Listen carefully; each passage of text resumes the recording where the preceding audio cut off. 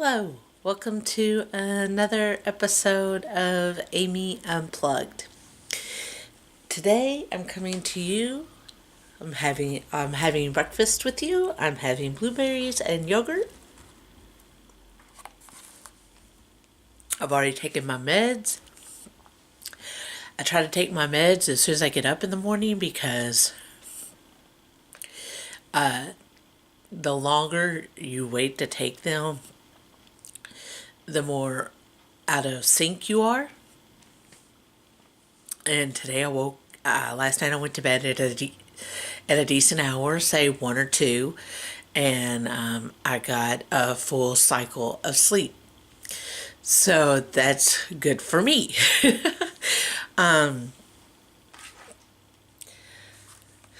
Today I want to talk about what it's like to create while living with a major mental illness. Not that any mental illness isn't major. Bipolar disorder just happens to be a tricky beast.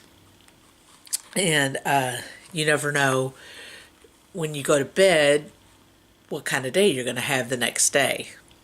And I've been fortunate in that I've had manageable days, good days, and I've been able to create, and I've been able to produce, and that's great. But even when on those days, sometimes I'm having a rough day of it. So, what is it like to produce a movie when you have a serious mental illness? Well, it's both a beautiful thing and a hard thing. When you are in the creative process of producing a movie, whether it be writing or directing, writing is the least stressful because you're not responsible for anybody else. You just have you and the printed page, and it's fun. It's that rush of ideas.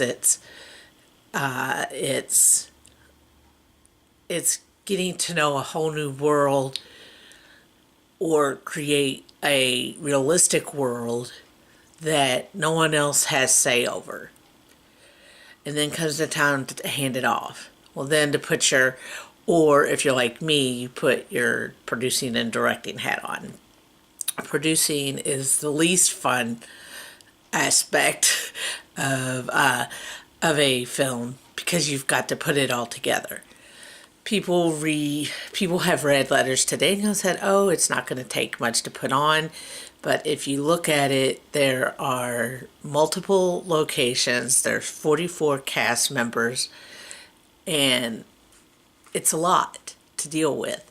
And the last time I was actively producing it before now, in 2015, I ended up hanging on by my fingernails. And whenever the other people decided they couldn't do it, they weren't bad people. It just didn't work out. It just fell through. And it really affected me hard. It was like someone crapped on my dream. But at the same time, as stressed out as I was, as devastated as I was relieved not to have to do it. Well, it's different this time. We're biting off little pieces, and we're not doing it all at once. We're like methodically working through it. I've got a script supervisor. I've got an AD. I've got different things now. And by having that support and having that network of people that you trust, it makes it easier not to rub up against those symptoms that would make you go symptomatic of your illness. Thanks to Action on Film, the idea didn't die in 2015. It stayed alive through a couple of more rough patches, And thanks to G1 NBC, they were a very stabilizing influence. That's John Spalding, SNG Endeavors, shout out. But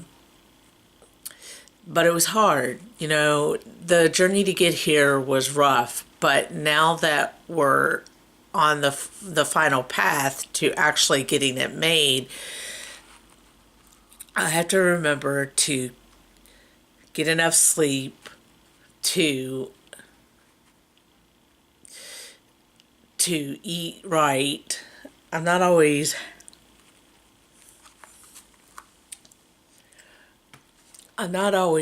wise in getting enough sleep because I tend to ingest a lot of caffeine. I'm trying to, thanks to my therapist, Andrew,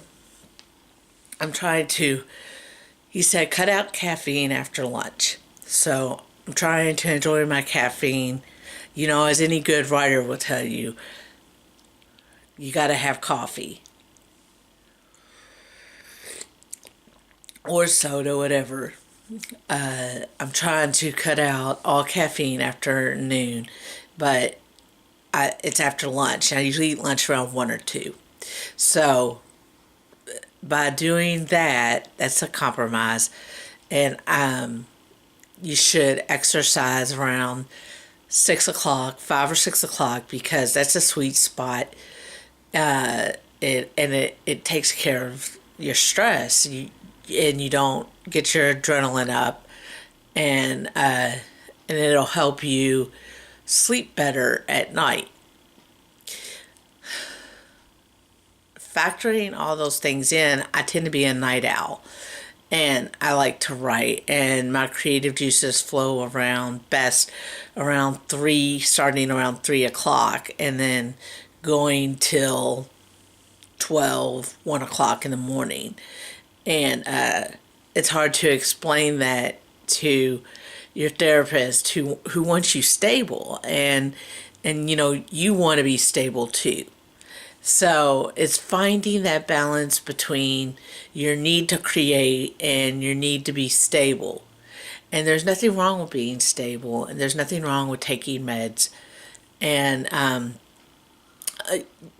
some people believe that the meds dull their creative juices, but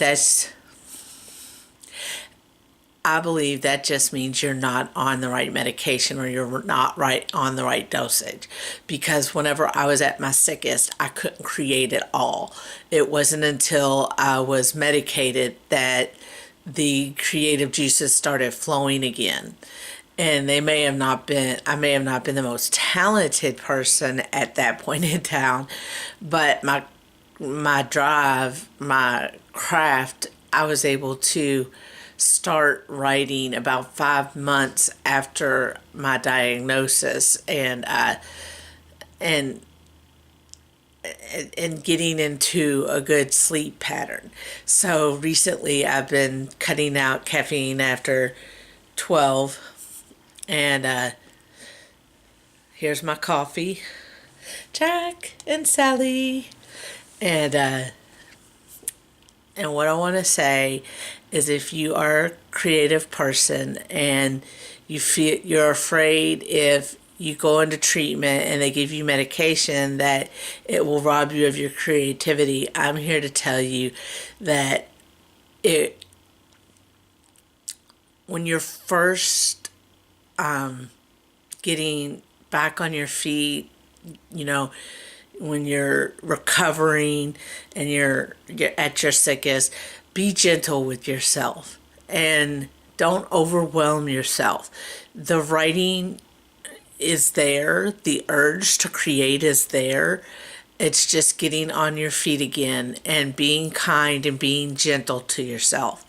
So, Letters to Daniel in 2015 would have been a disaster, because I don't think I would have been able to cope with the personalities. They're great people, but I don't think I would have been able to cope with the personalities on my set. That being said, I've got an amazing DP, an amazing editor. They have been mentoring me on other projects. Mark, Clint, thank you very much. And Thomas, who is not on my team, but who is generous with his feedback. And even though I don't always agree with him, I really do appreciate his opinion because it gives me another viewpoint to look at it from, and I can compare his view, his notes to other notes I get. And it's all for the betterment of me as a director. Jay, thank you for the words yesterday evening. And I leave you with coffee, yogurt, and don't be afraid to create and don't be afraid to get treatment.